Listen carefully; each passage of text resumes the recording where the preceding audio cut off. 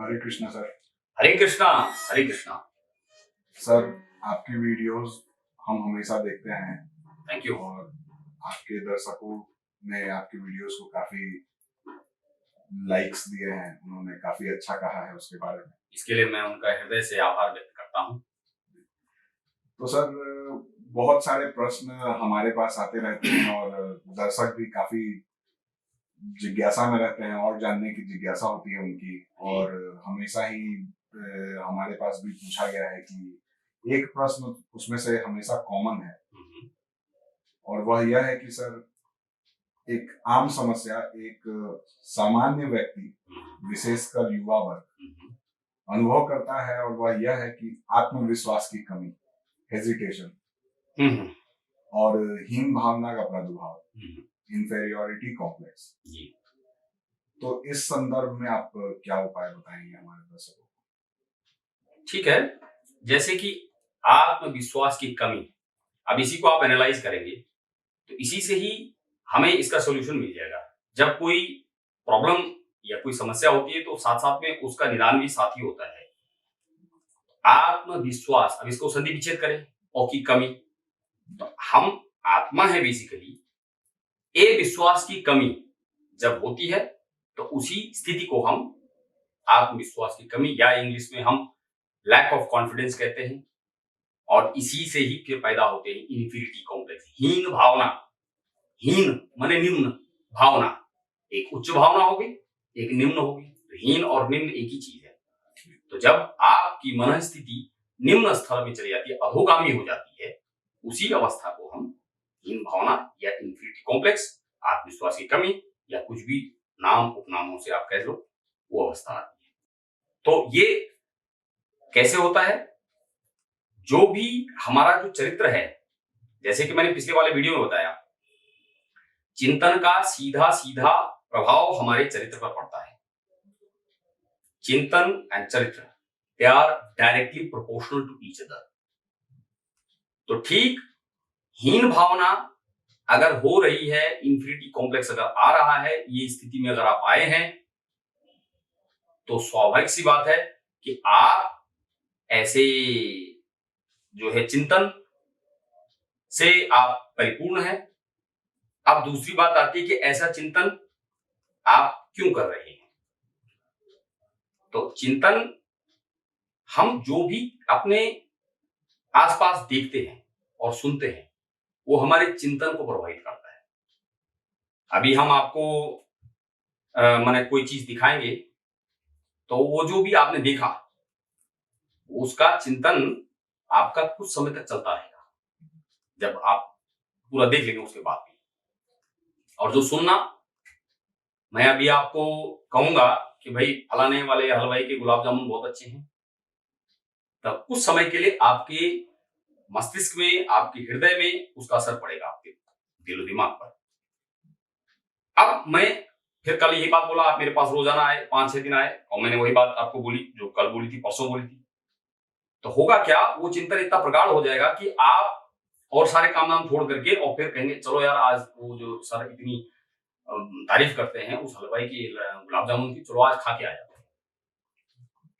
तो ये मैंने एग्जाम्पल दिए, ये व्यवहारिक एग्जाम्पल है कि कोई भी व्यवहार में हमारे सामने जो भी चीज आती है, उससे पहले वो चिंतन की अवस्था में होती है, और चिंतन वातावरण से होता है।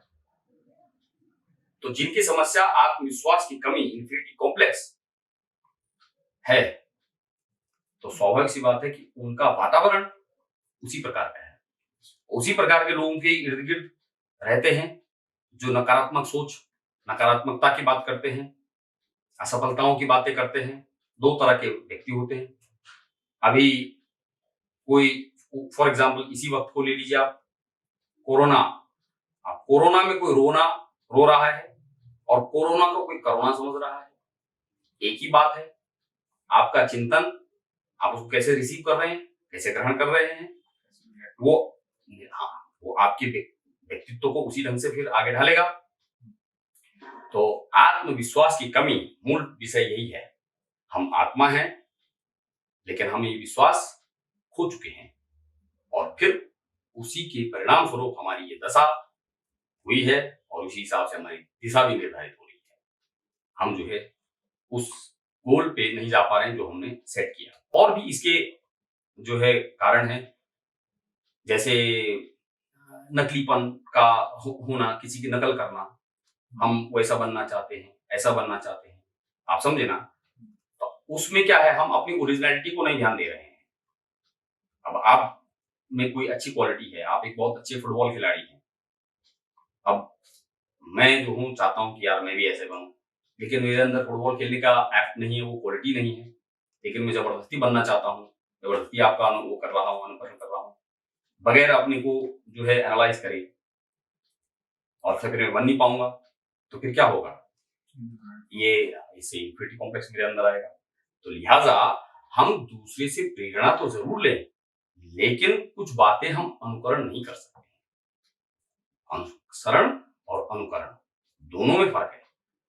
तो अनुसरण तो कर सकते हैं, मतलब सैद्धांतिक रूप से हम आपकी लाइफस्टाइल को ले तो सकते हैं, लेकिन अनुकरण का मतलब ये हो गया कि हम वही करें जो आप कर रहे हो, तो ये गलत है, क्योंकि मेरे अंदर हो सकता है कुछ और क्वालिटीज भगवान ने दे रखी हो, तो हमें उनको स्टडी करना चाहिए। जैसे कि मैंने देखा एक किसान जो है वो बड़ी मेहनत से, परिश्रम से जो है कोई फसल उगा रहा है, तो इसको देख करके मैंने अनुसरण तो किया, लेकिन मैं जिस जगह में रहता हूं वहां की मिट्टी, वहां की जलवायु उस बीज को उगाने के लायक नहीं है जो मैंने उस किसान को देखा कि बीज उगाते हुए। तो मैं अनुसरण तो कर सकता हूं किस बात का, कि वो मेहनत करेगा, कर रहा है, उसको खाद पानी दे रहा है, ये अनुसरणीय है। लेकिन अनुकरणीय कि मैं वही बीज और वही सब चीज करूं अपनी जगह पे, तो उगेगा नहीं। क्यों? क्योंकि मेरी जो है मिट्टी जहां है वहां पे हो सकता है कि वहां गेहूं न उगता हो, वहां चावल के लिए उपयुक्त हो। तो ये चीज इंपॉर्टेंट है, इसीलिए अनुसरण और अनुकरण में फर्क है। आप समझ रहे हैं मेरी बात को? तो हमारे जो है शरीर के दो भाग हैं, एक ग्रॉस बॉडी, स्थूल शरीर, और एक सूक्ष्म शरीर। अधिकतर हम लोग देहात भाव में रहते हैं। देहात भाव से कहने का मतलब हम अपने इस बाहरी शरीर को ही जो है सब कुछ मानते हैं। इसके अंदर एक चेतना है, एक आत्मा है, ये कहीं से तो कोई तो मतलब जो है इसको गाइड कर रहा है, कोई डिराइव कर रहा है, कोई इसको जो है संचालन कर रहा है। इस पर हमारा चिंतन नहीं आता है। और मैं आप ही को बताऊं कि जैसे आप कंप्यूटर में एक हार्डवेयर है और एक सॉफ्टवेयर है, तो आपके अंदर इतनी बुद्धि है, इतना आकलन कर सकते हैं आप, इनमें ज्यादा इंपॉर्टेंट क्या है, हार्डवेयर या सॉफ्टवेयर। माना कि मैं आपका हार्डवेयर ले लूं और सॉफ्टवेयर आप ही के पास है, तब आपको ज्यादा नुकसान होगा, या हार्डवेयर आपके पास है, सॉफ्टवेयर मैंने ले लिया, मैंने जो सॉफ्टवेयर में जो उसके अंदर की हार्ड डिस्क है, जो उसके अंदर डाटा है, किसमें आपका ज्यादा नुकसान होगा? सॉफ्टवेयर में, क्योंकि मैंने आपका डाटा ले लिया है। क्योंकि हार्डवेयर तो, कंप्यूटर तो आप कहीं से भी ला सकते हैं ना, बाहर का जो है डब्बा ही तो है, लेकिन जो उसके अंदर इंपॉर्टेंट इंफॉर्मेशन जो डाटा के रूप में था वो मैंने ले लिया। अब खाली डिब्बे का क्या करेंगे आप मेरी बात समझ रहे हैं?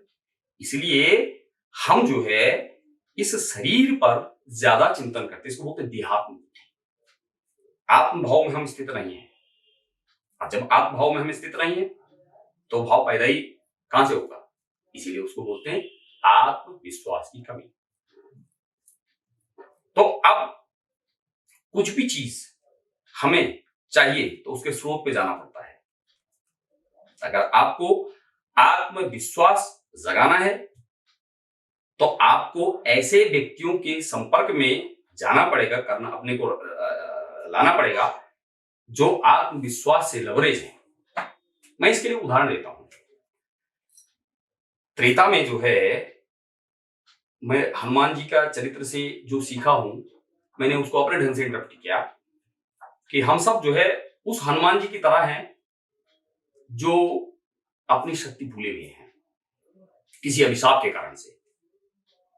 हम भी युग युगों से जो है कई जन्म ले मतलब हो गए हमारे, और उन योनियों में हमने जो जो भी कर्म किए, वो कर्म जो है संस्कार के रूप में हमारे आत्मा के अंदर संचित हैं। ठीक है, तो एनीवे मैं इस पर बाद में आऊंगा। अभी मैं ये बात कहना चाह रहा हूं कि त्रेता में जो है भगवान ये जो है हनुमान जी हैं, जो उनका चरित्र से मैंने क्या चीज सीखी कि ये प्रोजेक्ट था कि इस समुद्र को जो है कौन लांगेगा, 100 योजन समुद्र, और जो है जो और बंदर थे वो कहते हैं हम करेंगे हम करेंगे हम करेंगे हम करेंगे। जिनके बस का था नहीं वो कहते, लेकिन जिनके बस का था वो चुपचाप एक जगह में चिंतन कर रहे थे, डरे हुए सहमे हुए। तो ये समस्या थी कि भाई जो है इसको कौन वो करेगा। तो जामवंत जी आए और जामवंत जी ने जो है हनुमान जी को कहा आप ही ये काम कर सकते हैं। बोले हम मैं कैसे कर सकता हूँ? अरे आप वो हैं जिन्होंने बचपन में सूर्य को निगल लिया था, फिर फल समझ के सेब, जब वो छोटे थे तो सूर्य को ही वो निगल लिए थे, वो सोचा कि सेब है ये शायद। आप वो हैं और आपके अंदर वो सारी शक्तियां हैं, अणिमा लघुमा, है ना, ये सारी की सारी शक्तियां, छोटा बनना बड़ा बनना ये सब। बोला नहीं नहीं नहीं नहीं, अरे नहीं, उनको याद दिलाया और जब उनको याद दिलाया तो उनको अपनी शक्ति याद आ गई और फिर उन्होंने जो है वो उतना बड़ा समुद्र जो है उसको लांग दिया। और लांगा ही नहीं, फिर क्या क्या किया, आग लगा दी लंका पे और सबको वहां धराशायी कर दिया। तो हमारी भी स्थिति ऐसे ही है, हम अपनी उस शक्ति को भूले हुए विस्मृत कर चुके हैं। ये जन्म जन्मों से जो है हम जो अलग अलग तरह के जो भौतिकता में जो हम फंस गए हैं उसमें हम विस्मृत कर दिए अपनी उस मूल शक्ति को। तो हमें भी एक जामवंत जैसा कोई गुरु चाहिए और ऐसा मिल जाए तो फिर हम भी जो है जो काम हमें समुद्र को लांगने जैसा विशालकाय लग रहा है वो चुटकी में हो जाएगा। ऐसा मैंने हनुमान जी के मतलब वो जो सुंदर कांड है उससे मैंने ये सीखा। द्वापर में यही स्थिति अर्जुन की है। अर्जुन जो है सब कुछ कर सकता था, उसके अंदर इतनी शक्ति थी, लेकिन वो मोहग्रस्त हो गया था। वो अपनी उस आत्म जो विश्वास है उसको खो चुका था। वो देहात्मक बुद्धि के भाव में जो है वो ज्यादा उस वक्त रह रहा था। तो भगवान श्री कृष्ण ने फिर उनको वो आत्मज्ञान दिया और जब आत्मज्ञान दिया तो फिर अकेले अर्जुन ने जो है वो महाभारत का युद्ध जो है वो जीत लिया। तो हमारे लिए भी जो है जीवन एक महाभारत की जैसे ही है और हम उस अर्जुन की ही भांति है, गांडीव नीचे रखे हुए हैं। लेकिन सौभाग्य से हमें अगर कोई अर्जुन कृष्ण भगवान या उनके कोई परिकर, उनका कोई प्रतिनिधि के रूप में कोई गुरु मिल जाए तो फिर हम भी जो है अपने जीवन के इस महाभारत को मतलब आसानी से जीत सकते हैं। तो अब हमें गुरु जो है कब मिलेगा? हमें गुरु उसी स्तर का मिलेगा और तभी मिलेगा जब हमारे अंदर उस स्तर की चाह होगी। हमारे गुरु महाराज जी कहते हैं if you are a bonafide student you will definitely get a bonafide teacher, bonafide guru. And if you are a student who wants to have some shortcuts, then you will get a shortcut guru also. तो जिस स्तर की भावना आपके अंदर है जो चीज पाने की, आपको उसी स्तर की वो चीज मिल जाएगी, ये पक्की बात है। तो मैं स्वयं इस चीज को, क्योंकि जब मुझे इस चीज का ज्ञान नहीं था तो मेरे अंदर बहुत ज्यादा इन्फिनिटी कॉम्प्लेक्स था, मैं हर किसी से डरता था क्योंकि मैं नकली बनना चाहता था। तो ऐसा वैसा एक ख्याली दुनिया में रहता था, ऐसा मैं बनूं वैसा। आप समझ रहे हैं मेरी बात को?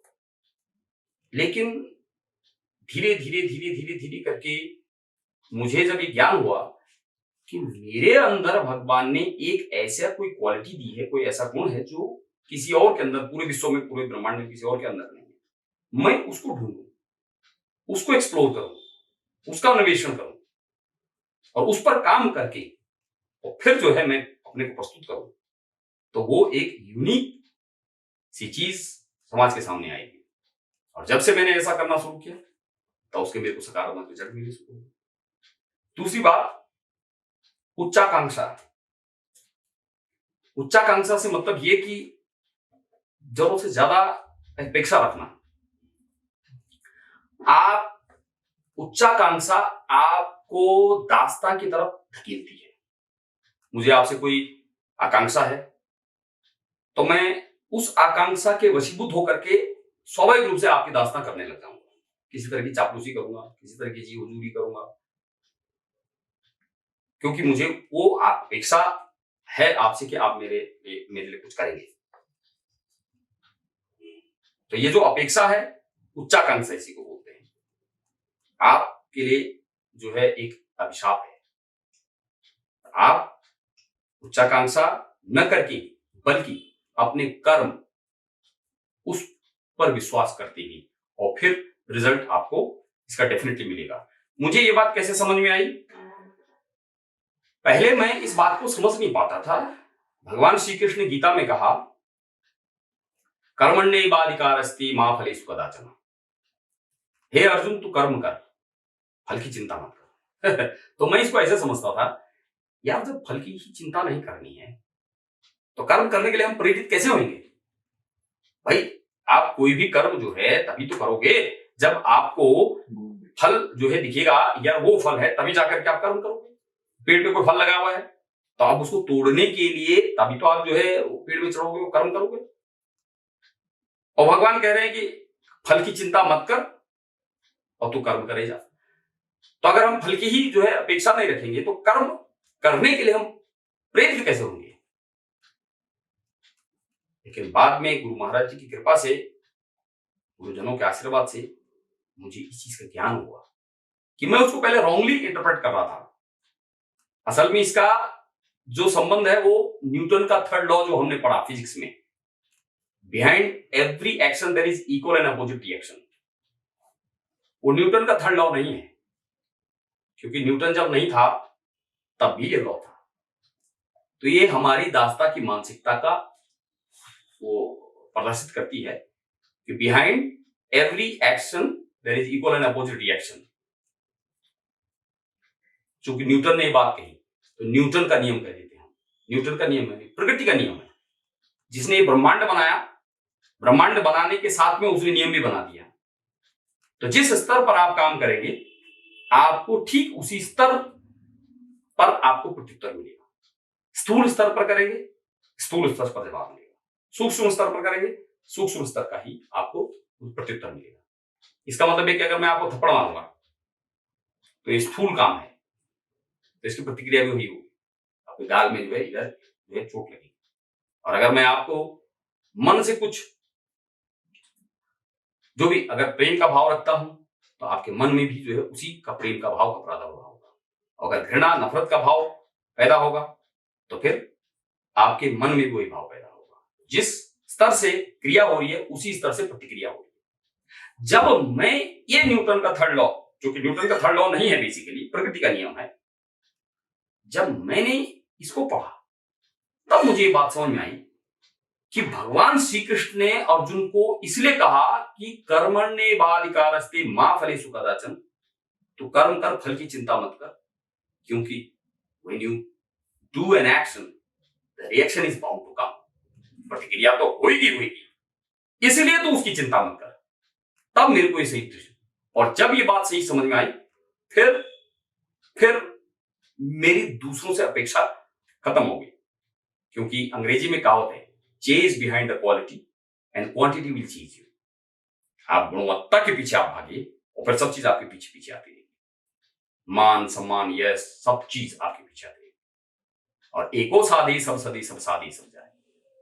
एक चीज के पीछे आप लग जाएं, उसी को साधा लें, तो फिर जो है किसी अन्य चीज को आपको साधने की जरूरत नहीं। सब सदे सब जाए, सब साधने के चक्कर में सब कुछ चला जाता है। तो इसके लिए उदाहरण है जैसे आपके सचिन तेंदुलकर।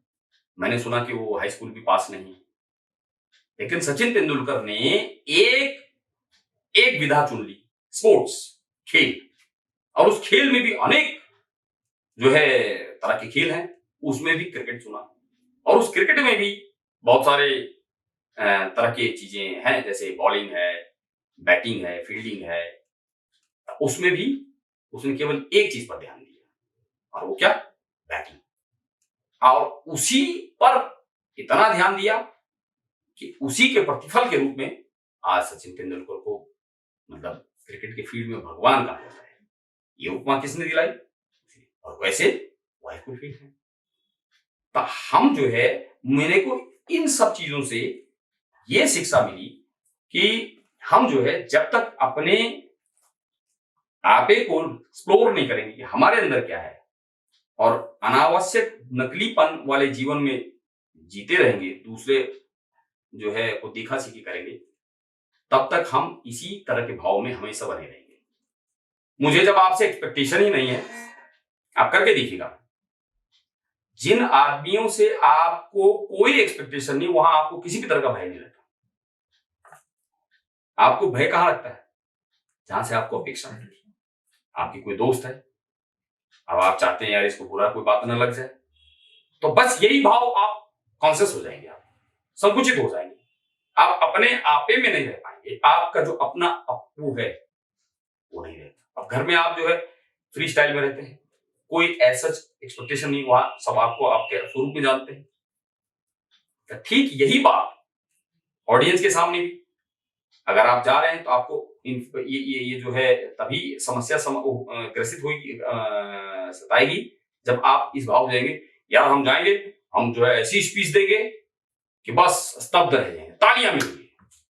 भाई यही भाव जो आपके मन में उदय हुआ, यही आपको गिरा देगा। और आप क्यों? क्योंकि आप जो है नकली प्लेटफॉर्म में आ गए। तो बी इन योर ओरिजिनलिटी। और बाकी परिश्रम बहुत मतलब अनअवॉइडेबल है, क्योंकि जिस योनि में आपने जन्म लिया इसको कर्म योनि बोलते हैं। बाय डिफॉल्ट आपको कर्म करना पड़ेगा, बाय डिफॉल्ट, न चाहते हुए। कोई कहा हम कुछ नहीं करें, हम सोएंगे, अरे सोना भी तो कर्म है। बाय डिफॉल्ट जब बोल दिया, हमारा स्वभाव में है ये निहित। जैसे पानी का बाय डिफॉल्ट उसका जो धर्म है वो क्या है? शीतलता। आग का बाय डिफॉल्ट जो धर्म है उसका क्या है? ताप। ऐसी मनुष्य बाय डिफॉल्ट कर परिश्रम। अब परिश्रम जिस प्रकार का आप करेंगे उस प्रकार का आपको परिणाम मिलेगा। तो अगर आप जो है परिश्रम नकारात्मक ऊर्जा से भरा हुआ करेंगे तो परिणाम भी आपको नकारात्मक मिलेगा, और अगर सकारात्मक ऊर्जा से भरा हुआ करेंगे तो सकारात्मक ही मिलेगा। आप समझ रहे हैं मेरी बात को? परिश्रम से ही जो है कुछ भी आपको प्राप्त हो सकता है। जैसे कि हमने बताया कि जो भी आपके मनोरथ हैं, मन के रथ, मन रूपी रथ में जो भी आप मन जहां जाना चाह रहा है, वहां आप परिश्रम से ही जा सकते हैं। तभी कहा है परिश्रमेण हि सिद्धन्ति कार्याणि न मनोरथे नहि सुप्तस्य सिंहस्य प्रविशन्ति मुखे मृगा। जंगल में सबसे ज्यादा ताकतवर जानवर शेर, सिंह माना जाता है, लेकिन ये सूक्ति कह रही है कि नहीं सुप्तस्य सिंहस्य प्रविशन्ति मुखे मृगा।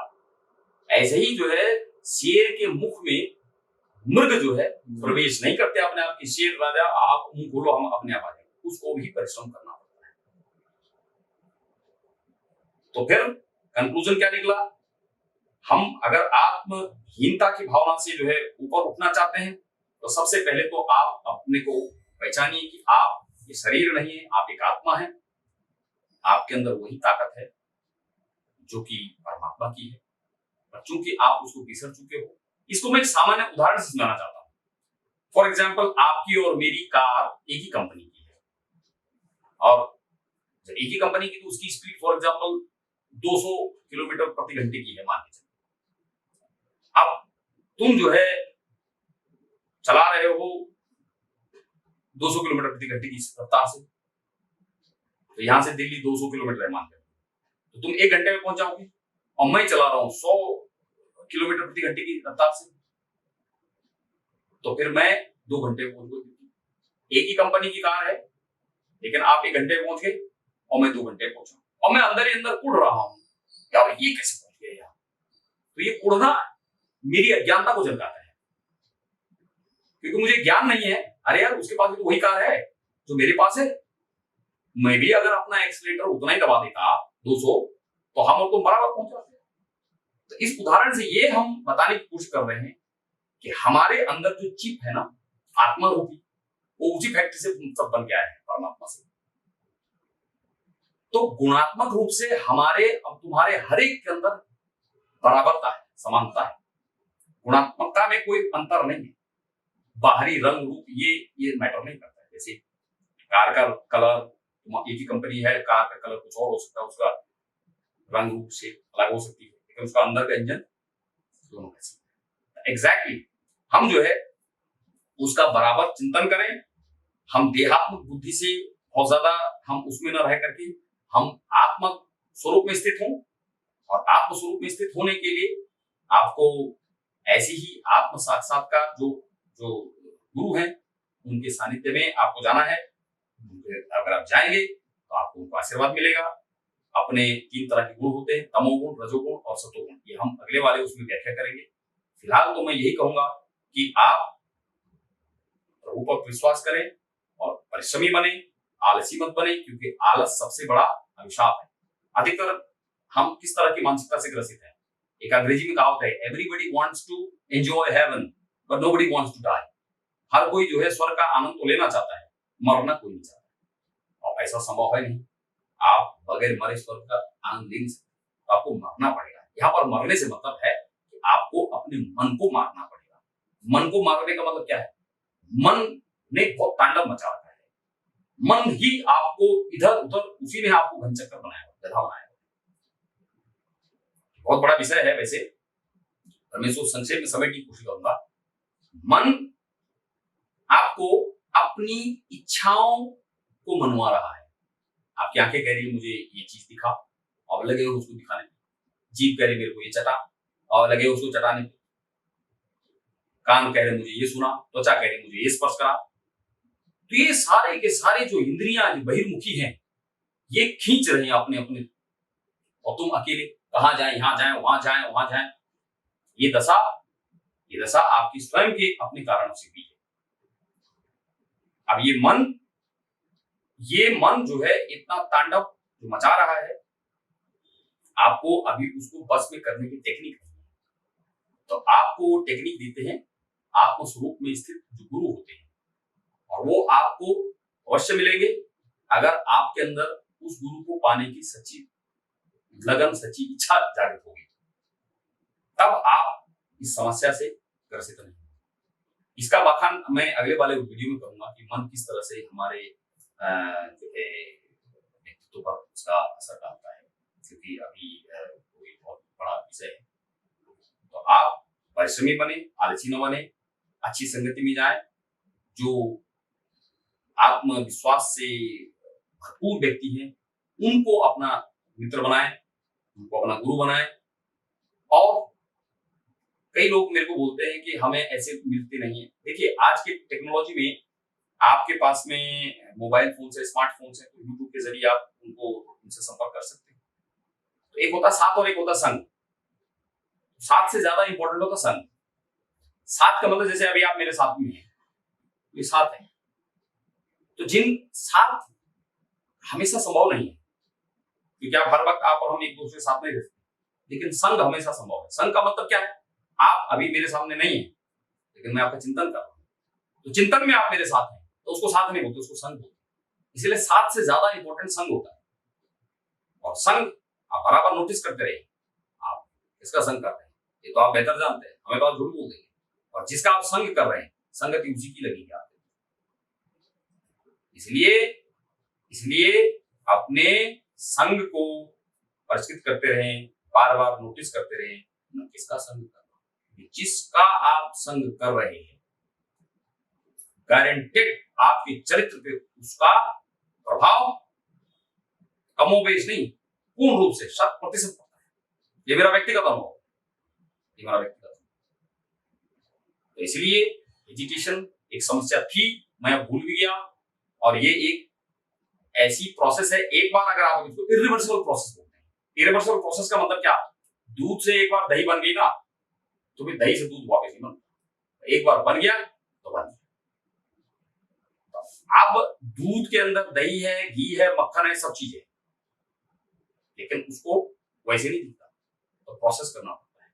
और जैसे जैसे प्रोसेस करते जाते हैं, उसकी कीमत बढ़ती जाती है। दूध जो है मार्केट में अच्छा अभी जहां हम ले रहे हैं 70 रुपए किलो है, और दही थोड़ा और महंगी है, 90 रुपए किलो है। और मक्खन वो लगभग 350-400 रुपए किलो है। और फिर घी 700 रुपए किलो है। हम कहें भाई इसी दूध का प्रोडक्ट उसके अलग अलग कीमत, क्योंकि घी इतना सा ही काफी गुणकारी होता है।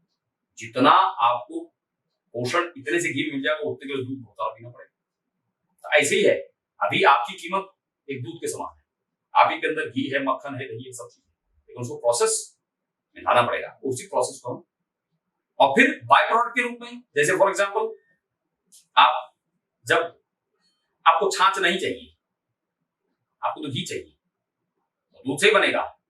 आपको छाछ नहीं चाहिए, आपको मक्खन नहीं चाहिए, आपको दही नहीं चाहिए।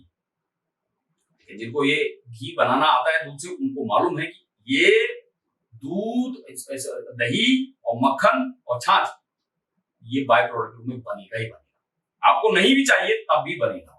इसका मतलब ये है कि जब आप परिश्रम करते हैं और जब आप इन नैतिक मूल्यों के साथ आप परिश्रम करते हैं, आगे बढ़ते हैं, तो यश, मान, सम्मान, कीर्ति, जो भी आपको, ये सब बाय प्रोडक्ट के रूप में आपको अपने आप मिलते जाएंगे, नतमस्तक होते हुए आपके उसमें चलते जाएंगे। जैसे कि मैंने आपको बताया, हनुमान जी जब लंका में गए तो बहुत लंबा चौड़ा है, सुंदरकांड में आता है, मैनांग पर्वत आ गया। मैनांग पर्वत, सोने का पर्वत, पूरा पर्वत ही सोने का। आइए आप यहां विश्राम करिए। ये मैं इस बात से बड़ी शिक्षा है, आपका गोल हायर है और अगर आप निष्ठा से कर रहे हैं तो ये सब चीजें बाय प्रोडक्ट के रूप में आपके जीवन में आती रहेंगी। तो मैं जो बात बोला हूं, किताबी बात नहीं बोला, अपने जीवन की अनुभव गम्य बात बोला। और मैं मैं आपसे बात कर रहा हूं, मैं 1000 लोगों के सामने भी ऐसी बात कर सकता हूं। ये अहम में नहीं बोल रहा हूं, बड़ी विनम्रता से बोल रहा हूं। और इसका कारण ये है क्योंकि मेरे को दूसरे से रंच मात्र की अपेक्षा नहीं है। हम अपेक्षा केवल ठाकुर जी से करते हैं। जिससे आप अपेक्षा करो खुद ही कमा रहा हुआ है, वो क्या तुम्हारी मदद करेगा? उसको खुद ही किसी न किसी रूप से किसी की सहायता चाहिए। तो मेरा ज्ञान है, मेरा भ्रम है, मैं उससे अपेक्षा कर रहा हूं, तो वो खुद ही अपनी सहायता कर ले, वही काफी है। तो जो आपकी जो रक्षा कर सकते हैं किसी भी रूप स्वरूप में, वो स्वयं ठाकुर जी हैं, भगवान श्री कृष्ण है। और इसकी अनेक उदाहरण हमें इतिहास में मिलते हैं। द्रौपदी जी, जब तक उसको विश्वास था मेरा पति भीम और सर्वश्रेष्ठ धनुर्धारी अर्जुन ये मेरी रक्षा करेंगे, तो नहीं कर पाए। लेकिन जब उसको पता लगा कि वो भी नहीं उसकी रक्षा कर पाए, तो उसने दांत से, वो अपने साड़ी का पल्लू दांत से दबाया। लेकिन जब उसका भी सहारा उसने करके एकमात्र जो है, तब श्री कृष्ण पे हे केशव जय बोला पूरा नहीं था कि उनका चीर अवतार भगवान श्री कृष्ण का हो गया। लेकिन ये विश्वास इतनी आसानी से आता नहीं है।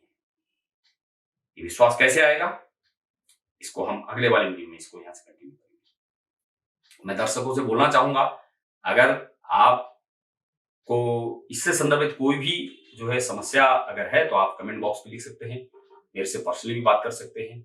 मैं आपके उन प्रश्नों का अपने स्तर से पूरा प्रयास करूंगा कि आपको संतुष्ट स्तर तक मैं उनका जवाब दे पाऊंगा, उनका उत्तर दे पाऊंगा। Hare Krishna. Thank you very much.